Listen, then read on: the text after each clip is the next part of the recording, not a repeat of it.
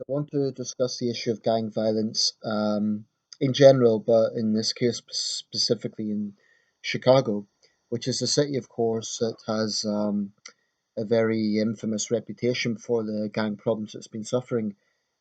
I was going to say in recent years, but I suppose Chicago's always had a problem with this. But it does seem to have been exacerbated, especially in the last few years. Uh, there was that Spike Lee film, of course, Chirac. I haven't seen it, but I suppose that emphasizes it sort of gives the impression that it is so bad that it's Chirac, like a war zone. I am an outsider, so when I make videos about anything to do with other countries, I always try to include that this is an outside opinion.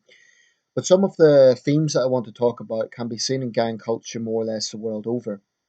And definitely London and Birmingham and Manchester have some similar traits, certainly not on the same scale as Chicago. The crime experienced in our cities is not comparable to some cities in North America, but we do have gang problems in our bigger cities, and it tends to be the similar traits all over the world. But I want to focus particularly on a clip that I've just seen from Channel 4 News. I give Channel 4 the credit. They do often cover news that other networks don't cover, so I do give them credit for that. Basically, in this clip, the reporter is interviewing. And by the way, it is worth mentioning the reporter's a black guy, so we're not talking about some middle class English toff here. He's a black guy, and I imagine that Channel 4 specifically chosen because of the environment that it was going to go in. Because if it was like a white guy, then these gang members would just say, they'd be able to present it as some sort of class or race issue. So that was obviously a practical move. Anyway, the reporter is interviewing this rap band, forget the name, but basically, it's all about aggro. These guys are covered in tattoos. It's all about aggression. The lyrics is like, I can do it. I forget the exact lyrics, but it's all about basically it's glorifying gang culture. That's what it is. It's glorifying gang culture. Now, when the reporter says that the young kids outside killing each other on the street are listening to your music, the rapper's basically taking no responsibility, saying we're all responsible for our own actions and so on. I'll come back to that point because it is, I think, an important point.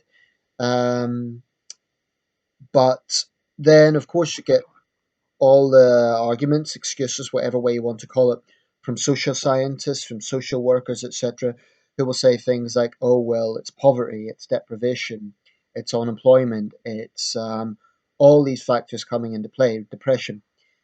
Um, what I would contend with that is those are traits that could be seen all over the world, and they're traits that can be seen in many, many poor communities. But not everybody uses them as an excuse to get into gang violence.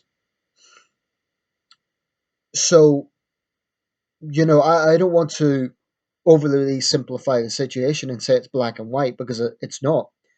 But I do think that the question of personal responsibility is an extremely important one. You cannot blame unemployment on getting into gang culture and shooting up rival gangs. I just don't buy that.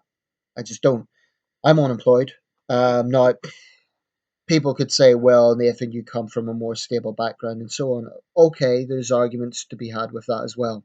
But the point I'm making is there are many people that go through great, great hardship in life, much worse than me, much, much harder than me. To give examples, you have refugees. Now, they don't necessarily become gang members. So if hardship in life is basically an excuse for becoming a gang member, then every poor person in the world would be a gang member. That is not the case. It's not the case at all. In fact, there's many poor people who have a very strong set of values, who work hard when they get the chance, and who basically, it's not even about the issue of work. It's also about basic values of not shooting up someone because they look at you in the wrong way or they disagree with you or whatever it is. What bothers me about rap culture, I've never been a fan of it, and the principal reason is that I do believe that it glorifies gang violence. Now, they will always, always make excuses and say, oh, it's the politicians that cause this, it's policies that cause this. We're just the messengers. They don't take any responsibility whatsoever. Now, I don't care what anyone says. If you are a very famous and powerful rap figure, whether it be Snoop Dogg or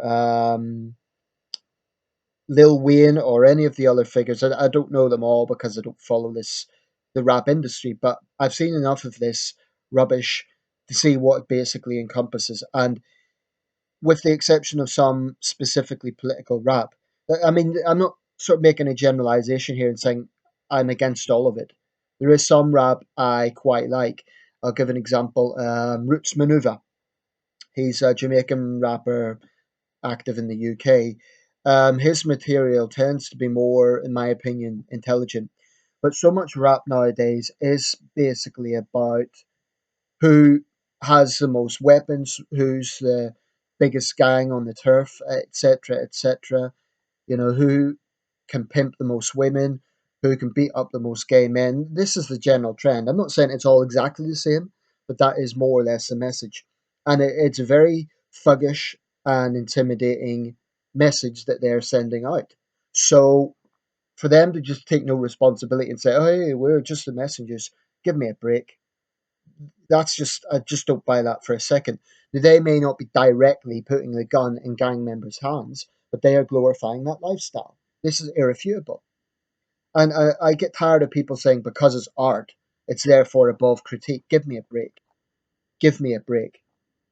I mean, a lot of people who get into this sort of culture inevitably start thinking that being a gang member is something to attain in life. It's some sort of noble thing. And that's when you get six situations, and it's all over YouTube. You know, you get situations of six gang members beating the hell out of another gang member on his own and so on. And it becomes a very, very basically reprehensible way to live.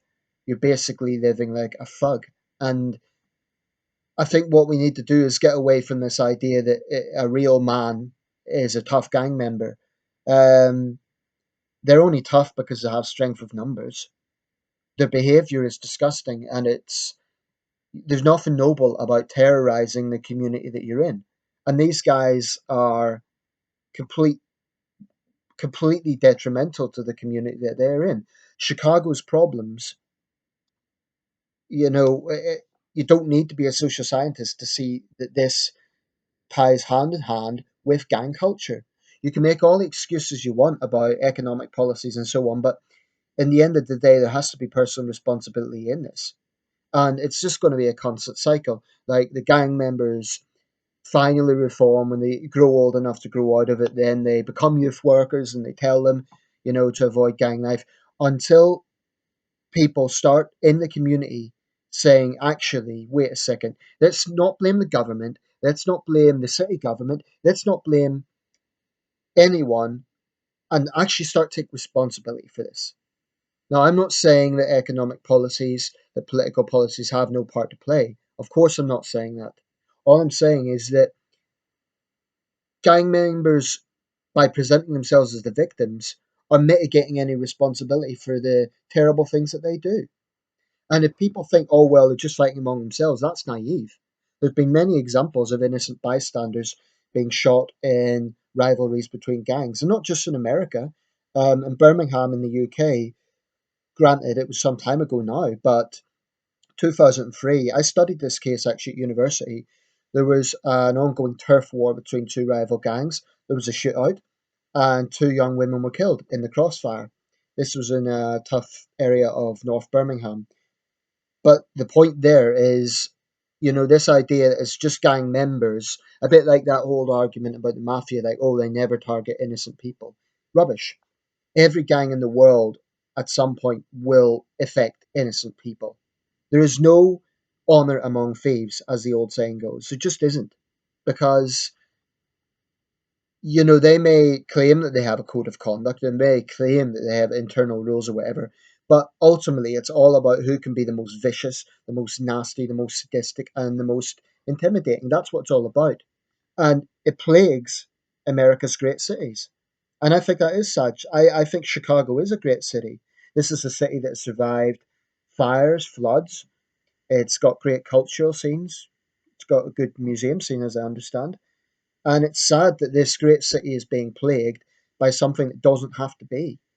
Now, looking at other examples, New York City, I'm aware that Rudy Giuliani's approach was very controversial because it kind of got into targeting what would be perceived as very, very low level crime or nuisances. So, for example, arresting kids with a squishy.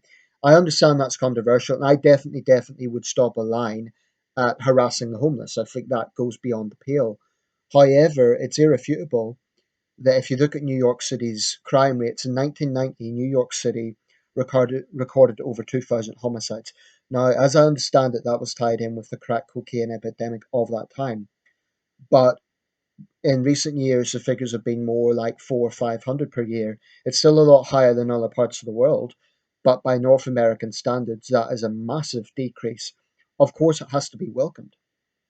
Though the caveat to that is that there has been reports that Central Park is starting to get dangerous again. It's starting to look like it did in the 80s. So where there has been successful policies in crime reduction, oh, they have to be looked after. I mean, they have to be really studied and looked at. But I also believe there needs to be responsibility and punishment for serious crime. I would also add a point to all of this. Black Lives Matter. Where the hell are they? You know, it seems that Black Lives Matter only make themselves visible whenever there's a case of a white police officer shooting a black suspect. And I'm not one of these people that say there is no problem in America with racist cops, because there is. But what I have a problem with is a movement like Black Lives Matter could be using their influence, could be using themselves as a campaign format. I basically agree with what Bill Clinton said. They are defending the very people that is taking the lives that they claim to be wanting to defend.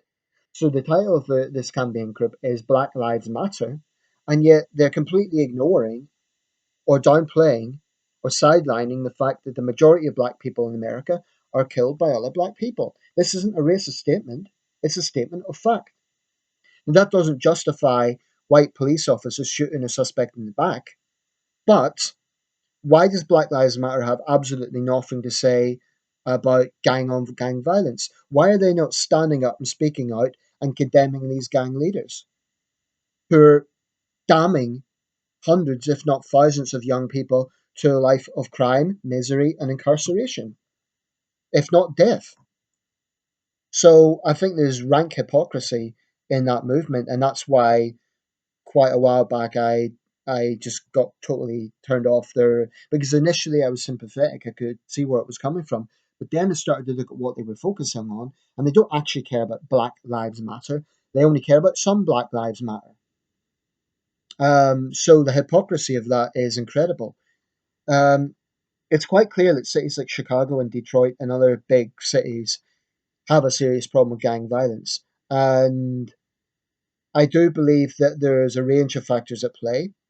I do think that there is issues with gun show loopholes where they get their weapons from. I do think that is plausible, but it isn't just that. There is also the basic question of personal responsibility, and rappers need to really look at the lyrics that they're pumping out there and accept that they are having a big influence. I just don't buy this crap. Oh, we're just artists. We're just the messengers. Give me a break. I mean, this has nothing to do with being puritanical and oh, I don't like the swear words. You know, I watch 18 rated films and etc. etc. And I'm not saying that all songs should be squeaky clean and not tell life as it is, but I am saying that the lyrics are not about making a political statement. The lyrics are simply about glorifying it. Okay, so if it was like, that's why I say I'm not against all rap, because there is rap that is more intelligent and it makes a sort of political statement and makes a reflection on life as it is. But this rap, and I'll try and put a link if I can to the Channel 4 footage, is not about sort of criticizing policy or anything of the sort. All it is about, oh, who has the most aggro, which gang can intimidate people the most. And this is frankly disgusting that these gangs are being allowed, or have got to a point is perhaps a better way to put it, because I don't want to, you know, suggest that the Chicago PD isn't trying their best. I'm sure they have a very, very hard job on their hands, and I'm sure, their officers have died in the line of duty, so I don't want to be disrespectful with that. But I do think that, of course, look at the root causes. Of course, there's issues like poverty, unemployment, etc. But I do contend that there's other parts of the world where those problems exist and you don't get the same level of gang violence. If poverty and unemployment and those problems can explain all gang violence, then why is there an inconsistency? Is it improved policing? Policing? Is it improved social cohesion? There's a lot of factors at play. But what irritates me, sometimes social scientists and people, especially on the left, frankly, just take away the responsibility factor. In the end of the day, gang members are 100% responsible for what they do, unless they really are kids with a with a gun to their head saying "Do this or you will die."